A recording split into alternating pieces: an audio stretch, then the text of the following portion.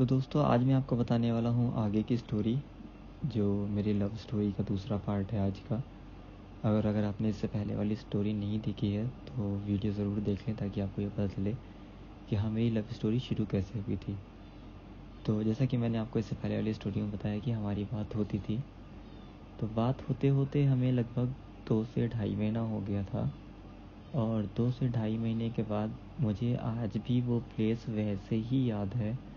हमारी बस फ्लाईओवर के ऊपर चढ़ रही थी और फ्लाईओवर के चढ़ने के बीच में ड्राइवर के बगल वाली सीट पर बैठा हुआ था। और वो लड़की मुझसे एकदम से पूछती है कि ये बताओ तुमने आज तक मेरा नाम क्यों नहीं पूछा। और उस दिन मुझे एहसास होता है कि हाँ सच में हम इतनी बात करते हैं और मुझे आज तक ये नहीं पता कि इस लड़की का नाम क्या है। तो मैं उससे कहता हूँ कि मुझे इस बात से फ़र्क नहीं पड़ता कि तुम्हारा नाम क्या है, और नाम जानने से वैसे भी कुछ नहीं होना है, क्योंकि नाम जानने से सिर्फ एक ही चीज़ क्लियर होगी, वो ये कि तुम हिंदू हो या मुसलमान। इससे ज़्यादा कुछ भी क्लियर नहीं होना है। और मुझे इस बात से फ़र्क भी नहीं पड़ता कि तुम हिंदू हो या मुसलमान, क्योंकि हमारे बीच में कुछ भी ऐसा नहीं है जिसके लिए एक धर्म का कोई लेना देना हो।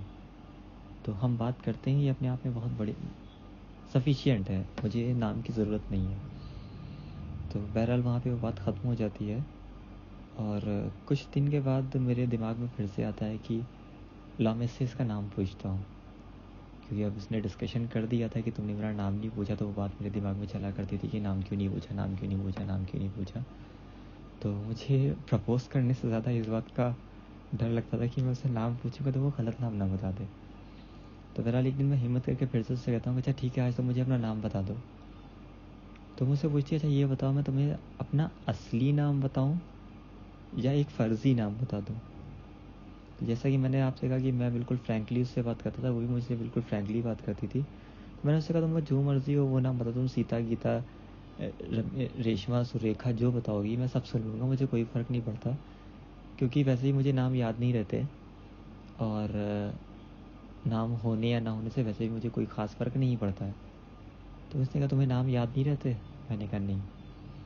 तो वो कहती है ठीक है तुमने पूछा है तो मैं तुम्हें अपना नाम बताती हूँ, और तुम शायद मेरी ज़िंदगी के पहले लड़के होगे जिसको मैंने अपना सही नाम बताया है। तो मैंने उससे पूछा क्या मेरे से पहले भी तुम्हारी ज़िंदगी में और लड़के थे? उसने कहा लड़के नहीं थे, हाँ एक लड़का था, और उसको भी मेरा नाम सोना ही पता था, वो मेरा असली नाम आज भी नहीं जानता है। तो मैंने कहा अब? तो उसने कहा अब हमारे बीच में कोई रिश्ता नहीं है, पहले वो मेरा बॉयफ्रेंड था, अब नहीं है। तो मैं एक राहत की सांस लेता हूँ अंदर से कि चलो अब नहीं है, पहले था। बहरहाल वहाँ से बात आगे बढ़ती है, वो मुझे अपना असली नाम बताती है, जो मैं यहाँ पे डिस्क्लोज़ नहीं कर रहा हूँ, क्योंकि हो सकता है कोई उसका जानने वाला इस वीडियो को सुने और उसके नाम से मुझे जोड़े, और चूँकि अब वो मेरी ज़िंदगी का हिस्सा नहीं है और अब उसकी शादी एक सरकारी नौकरी से हो गई है, तो आगे उसको कोई दिक्कत ना हो इसलिए मैं उसका नाम नहीं ले रहा हूँ। बहरहाल तो वो मुझे अपना असली नाम बताती है। मुझे जान के ताज्जुब होता है कि मैं इस लड़की से बात कर रहा था, मैंने आज तक नाम नहीं पूछा। बहरहाल उसके बाद हम लोग बात करना स्टार्ट करते हैं, और बातें जब नाम तक आ जाती हैं तो चीज़ें और ज़्यादा बढ़ जाती हैं। दिल में एक खुशी हो जाती है कि हाँ मुझे उसका नाम भी पता है, मुझे उसका घर भी पता है, मुझे उसका नंबर भी पता है, मुझे उसके एक्स के बारे में भी पता है। ऐसा लगने लगता है कि जैसे मुझे उसके बारे में सब कुछ पता है। तो अंदर से मैं उससे कभी कहता नहीं था, मगर मुझे अंदर से खुशी होती थी कि हाँ कोई है जिसके बारे में मैं सब कुछ जानता हूँ, और मैं भी उसको अपने बारे में सब कुछ बताता। मैं सुबह उठा, मैंने क्या खाया क्या नहीं खाया, मैंने ब्रश किया नहीं किया, मैंने पॉटी करने गया या नहीं किया, सब कुछ XYZ मैं उसको बताता था।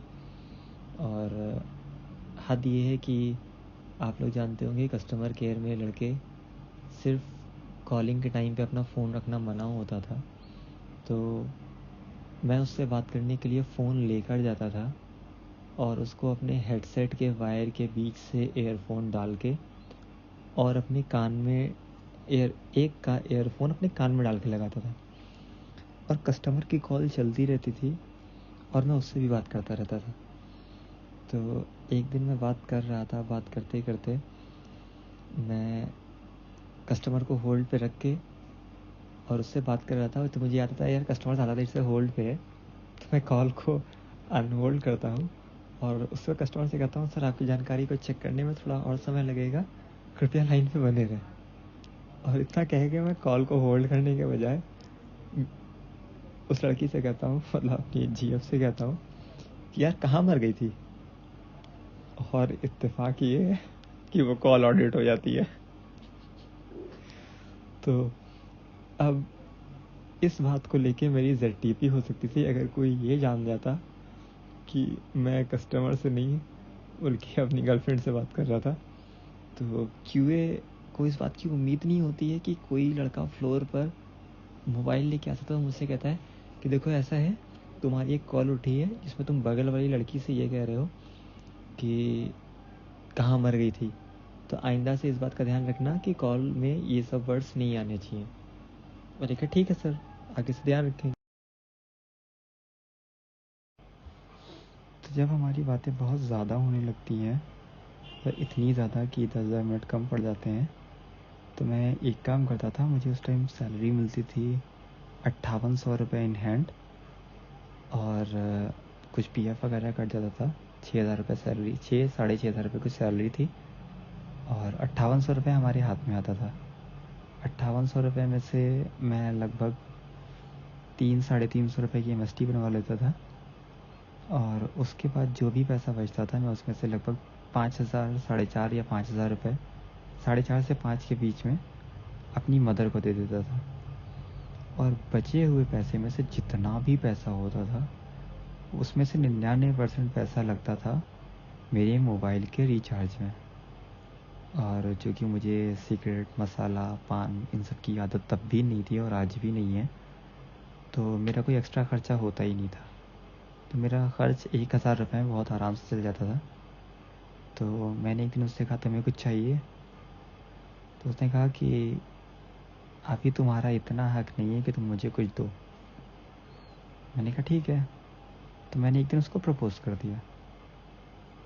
तो उसने कहा कि ऐसा है, मैंने अभी आपके बारे में ऐसा सोचा नहीं है, अभी हम सिर्फ एज अ फ्रेंड हैं।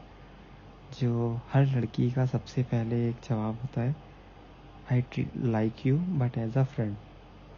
मैंने कहा ठीक है बेटा, मेरा काम था, मैंने एक बार कह दिया। अब तुम्हारा एज अ फ्रेंड जिस दिन एज अ बॉयफ्रेंड में कंप्लीट होगा उस दिन तुम खुद कह देना।